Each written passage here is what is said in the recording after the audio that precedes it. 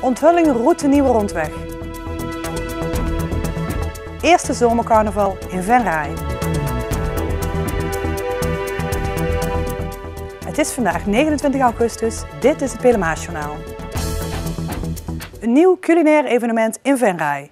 Dat is Smaak tussen je oren, dat van donderdag 24 tot en met zondag 27 oktober geheel in het teken staat van eten en koken. Het evenement vindt plaats op het Schouwburgplein. Initiatiefnemers zijn Gijs Schapendonk van Hotel Café Hulsman en varkenshouder Twan Klaassen uit Leunen. Tijdens Smaak zit tussen je oren staat vooral de lokale producent centraal. De insteek is om het evenement voor een periode van 3 jaar goed op poten te zetten. Vanochtend werd de route van de nieuwe provinciale rondweg in Wansum onthuld. Er zijn op de route 13 palen geplaatst die de hoogte en ligging van de route verbeelden. Vanochtend werd de hoogste paal onthuld door gedeputeerde Patrick van der Broek, wethouder Jan Lone, projectdirecteur Marco Lier en Jan Dene, voorzitter van Dorpsraad Wansum. Met de uitgezette palen krijgen de inwoners en gebruikers van de huidige weg een beter beeld van hoe de route er in de toekomst uit gaat zien. Kijk, als je naar een kaart kijkt, dat is ook maar een kaart en heel veel mensen kunnen zich moeilijk zo'n kaart voorstellen hoe het in de werkelijkheid uitpakt. Dus we hebben in het gebied een aantal palen uitgezet, zodat je ook echt letterlijk in het gebied kunt staan en kunt zien, hier komt straks die weg te lopen. Ja, en hier bij de haven, maar dat geldt ook op alle andere plekken. Die palen staan ook op de hoogte waarop ook straks de weg komt te liggen. Dus ja, dan zie je het niet alleen maar op kaart, maar zie je het ook in de werkelijkheid. Hier dus komt die weg, zo hoog komt die ongeveer te liggen en dan kun je dat beter voorstellen. Er wordt al 30 jaar gepraat over een rondweg. Het duurt nog tot 2015 voordat de uitvoering gaat starten. De nieuwe provinciale weg is een lang gekoesterde wens van het dorp en is tevens noodzakelijk voor de ontwikkeling van het gebied. Het belang is feitelijk enorm. Je hebt hier een havenontwikkeling. Nou, iedereen ziet dat het op de vlakte ook gewoon hartstikke goed gaat. De leefbaarheid in het dorp, want door deze weg over het haventerrein heen te leggen, wordt de huidige provinciale weg ontlast. Dus het wordt eigenlijk vooral ook voor fietsers en voor lokaal verkeer. Dus de leefbaarheid in Wansum neemt toe. En het is een veel betere ontsluiting van de bedrijvigheid. Dus ook economisch is dat een enorme winst. Inmiddels kijkt het merendeel uit naar de nieuwe rondweg. Toch waren de dorpsbewoners in eerste instantie niet geheel enthousiast over het project. Dat kwam eigenlijk ook wel een beetje omdat ze niet echt betrokken waren bij het hele plannen en het bedenken van het iets. Daar hebben we als dorpsraad in 2012 flink op ingestoken, want we kregen veel commentaar over de hoogte van de brug over de haven. Terwijl de rest van het traject niet benoemd werd. We hebben toen in 3 maanden tijd een plan opgezet en dat netjes in een boekwerk weggezet. En we zijn vanaf Venray begonnen met de weg helemaal te analyseren en te kijken waar we winst konden halen.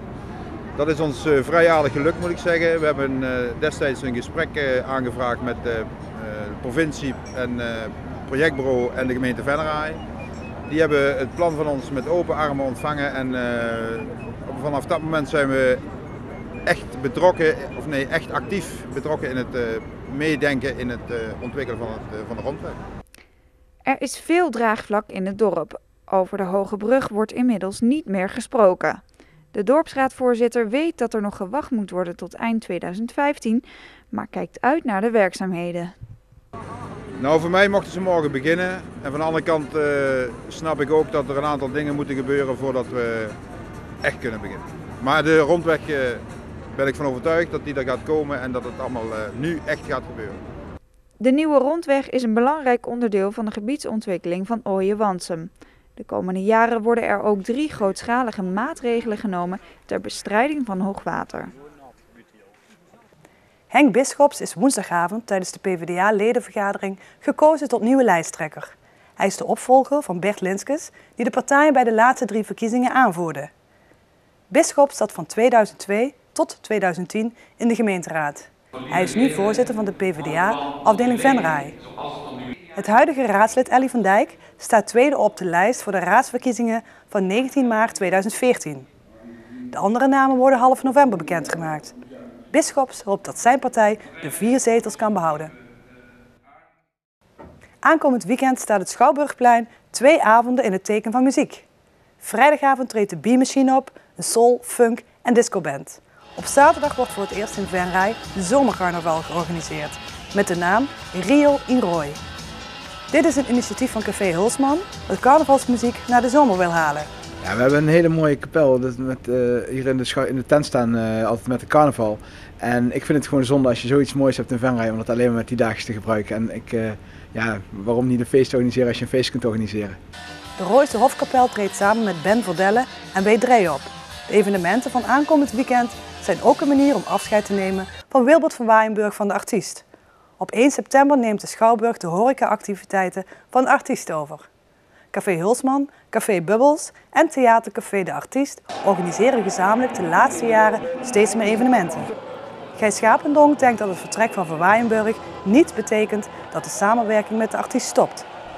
Ja, we hebben met Wilbert een hele natuurlijke, mooie samenwerking. En ik ga ervan uit dat die samenwerking doorgaat, want het is in ieders belang om dit plein gewoon te laten bruisen. En ook in het belang van het culturele leven in Venray om het plein te laten bruisen. Dus in plaats van een evenementenplein zou dit gewoon het cultuurplein van Venray moeten worden. En dan ben ik van overtuigd dat samen met de Schouwburg en de artiest en Bubbles en Hulsman een geweldige evenementen neer kunnen gaan zetten hier. De evenementen starten vrijdag en zaterdag om 9 uur 's avonds en zijn gratis toegankelijk. Tot zover dit Pelemaasjournaal. Tips kunt u mailen naar de redactie.